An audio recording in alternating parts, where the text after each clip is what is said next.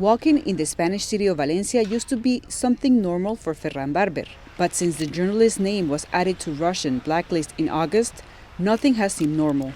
To my surprise, one day someone calls me on the phone and tells me I had been included in one of those enemies of Russia lists. Then I started receiving death threats. I was stumped. The freelance reporter works for several Spanish newspapers and reports on the secret operations of Russia. Barber seeks to reveal what's going on below the surface in Moscow, covering topics such as how agents of the Russian Federal Security Service disguise themselves and how a Ukrainian sold information to the Kremlin, an approach he believes resulted in him being flagged by pro-Kremlin groups. Barber is one of several journalists and bloggers added to such lists, which analysts say Russia uses to threaten and discredit independent voices. Most carry no legal standing. But as Barber found, the list made him a target. He says violent messages and death threats are sent via social media, and determining where they come from is a challenge. When you start tracking down those tweets, you often discover that the person who wrote it is probably in Cuba or Venezuela.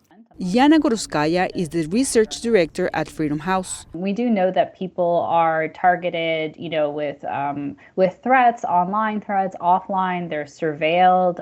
Sometimes the offices of exiled media are vandalized, and we know that this happens. And so it kind of feeds into this ecosystem of censorship and silence. Threats can sometimes escalate from verbal to physical. At least 3 Russian journalists and critics of the Kremlin who fled to Europe after Russia invaded Ukraine say they believe they were poisoned. Russia's embassy in Washington did not respond to VOA's request for comment.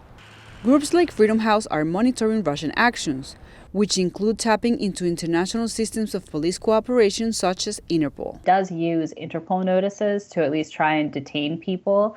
An Interpol notice can lead to your detention, your arrest. Sometimes, or most of the time, it doesn't lead to people's return to Russia, but it can mean, a prolonged period of detention. Back in Spain, Barber says the threats to him and his sources will not deter his work, telling VOA, "We don't feel intimidated at all." Cristina Caicedo, Smit, VOA News.